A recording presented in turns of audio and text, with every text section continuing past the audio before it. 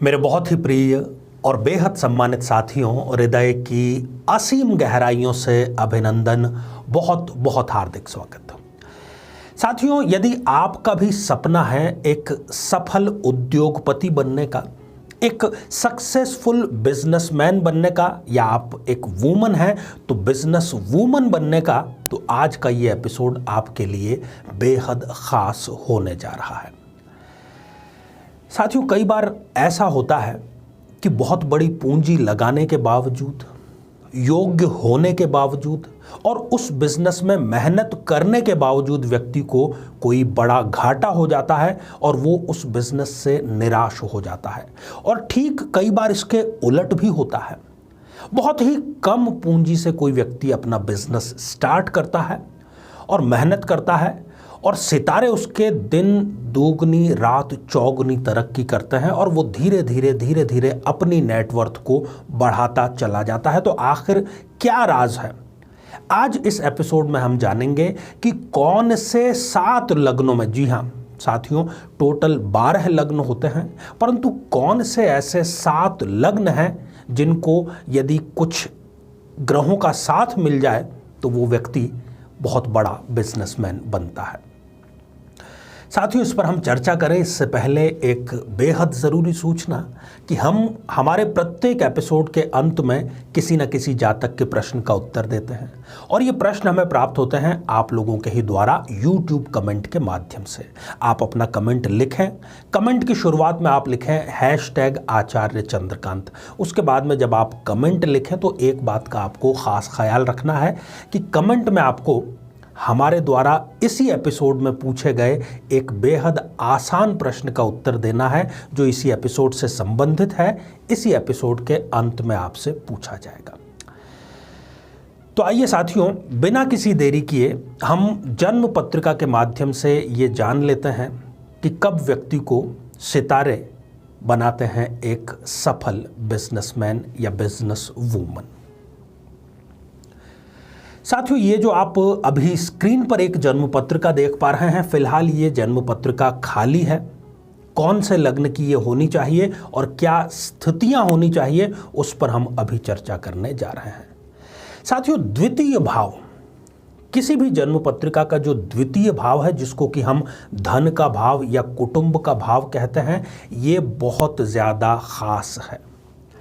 Generally होता क्या है कि जब हम थोड़ी सी 1-2 किताबें पढ़ लेते हैं, किसी विद्वान से मिल लेते हैं, तो जब भी हमें अपने बिजनेस का पॉइंट ऑफ व्यू देखना होता है तो हम सीधे दशम भाव पर या भाग्य स्थान पर दृष्टिपात करते हैं। परंतु आज का ये जो एपिसोड है वो समर्पित है द्वितीय भाव को।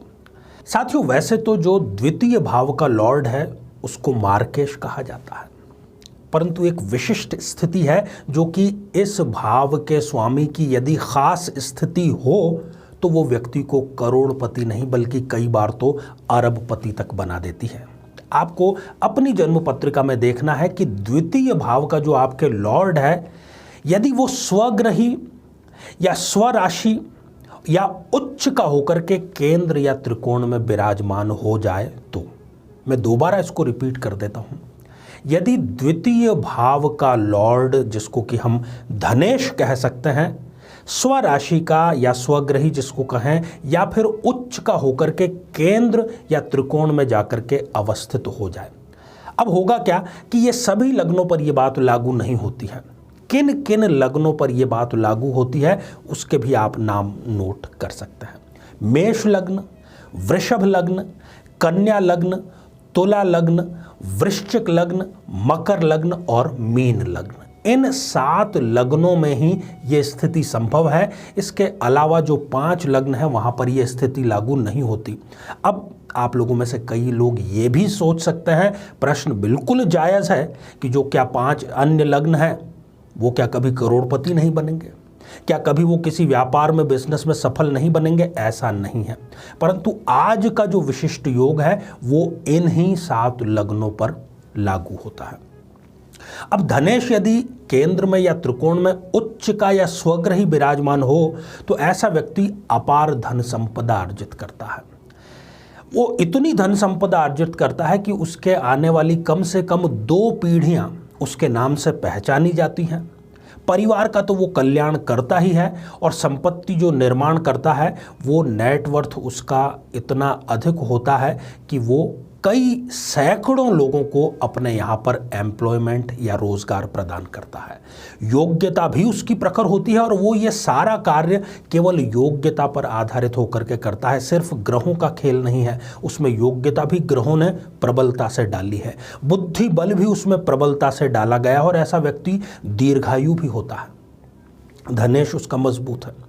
ऐसा जो व्यक्ति है, इसका भाग्य उदय या गोल्डन पीरियड हम कहें तो वो विवाह के बाद में होता है। विवाह से पहले वो स्ट्रगल करता है, और विवाह के बाद में उसका भाग्य उदय अवश्य ही होता है। अब साथियों, इस स्थिति में 4 अपवाद भी हैं। जहां पर हमने प्लस पॉइंट जाने, वहां नेगेटिव भी जानना जरूरी है। ये ही चाहे लग्न है, ये ही स्थितियां हैं, परंतु यदि धनेश नीच राशि का होकर के विराजमान है केंद्र में या त्रिकोण में, तब यहां पर इस योग का कैंसिलेशन हो जाएगा। यदि सूर्य के साथ में बैठ करके अस्त हो जाए, तब भी इस योग का कैंसिलेशन हो जाएगा। यदि धनेश 0 डिग्री का या 28-29 डिग्री का हो जाए, तब भी ये कैंसिलेशन स्वतः ही हो जाएगा। और अंतिम अपवाद है कि यदि धनेश त्रिक भावों में 6ठे, 8वें या 12वें भाव में जाकर के विराजमान हो जाए, तब भी ये योग कैंसिल हो जाएगा। तो साथियों, मैं ईश्वर से प्रार्थना करता हूं कि जो श्रेष्ठ योग है, श्रेष्ठ स्थिति में धनेश आपका केंद्र में या त्रिकोण में अवस्थित हो, और आप एक सफल बिजनेसमैन अवश्य बने। एक और बेहद महत्वपूर्ण सूचना साथियों, जैसा कि हमारे नियमित दर्शक जानते हैं कि हमारा जो साधना सिद्धि चैनल है, जिसमें हम कठिनतम साधनाओं को सरलतम रूप में घर बैठे कैसे संपन्न करें, इसके रहस्य को उद्घाटित करते हैं। तो एक ऐसी ही विलक्षण साधना, पद्मावती साधना, यदि आप व्यापार में हैं और बार बार आपको व्यापार में घाटा हो रहा है, या व्यापार आपके दिमाग में है, आप उसको धरातल पर शुरू नहीं कर पा रहे हैं, या आप चाहते हैं कि आप अपने व्यापार को कई गुना बढ़ा दें, तो ऐसी चमत्कारिक साधना, पद्मावती साधना, हम हमारे उसी चैनल पर आगामी एपिसोड में प्रसारित करने जा रहे हैं। तो आप उसको ज़रूर देखिए और उसका फल अवश्य ही ग्रहण करिए। आइए साथियों, अब हम बढ़ते हैं आज के हमारे कमेंट के चरण की ओर। आज हमने कमेंट शामिल किया है मनोज वैद्य जी का, जो कि उन्होंने लिखा है धारवाड़ से। मनोज जी, आपने पूछा है कि पहली शादी में आपके डाइवोर्स हो चुका है, द्वितीय विवाह आपका कब संपन्न होगा। मनोज जी, द्वितीय विवाह का जो योग है वो आपकी जन्म पत्रिका में नवंबर 2022 के बाद में है। द्वितीय भाव का लॉर्ड आपके सूर्य बनता है, और वो राहु के साथ में विराजमान है।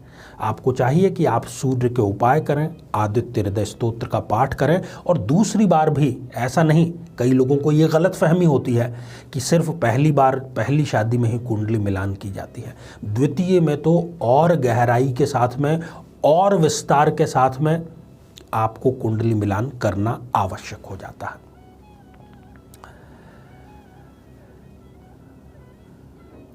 तो आइए साथियों, अब आज का बेहद ही आसान सा प्रश्न। आज हमने चर्चा की एक ऐसे योग की जो कि 7 लग्नों में निर्मित होता है। तो वो 7 लग्न कौन कौन से हैं, यही आज का प्रश्न है। साथियों, आप सभी स्वस्थ, समृद्ध और शांतिपूर्वक जीवन व्यतीत करें। नमस्कार। जीवन में किसी समस्या का सामना कर रहे हैं, जैसे कि शादी में देरी होना, पति पत्नी में मनमुटाव या तलाक तक की नौबत आ जाना, संतान का प्राप्त न हो पाना, नौकरी या धन प्राप्ति में बाधा आना, जीवन के प्रत्येक क्षेत्र में किसी न किसी प्रकार की बाधा आना, तो आज ही अपनी जन्म पत्रिका का संपूर्ण विश्लेषण करवाएं और पाएं समस्या से सदैव के लिए मुक्ति।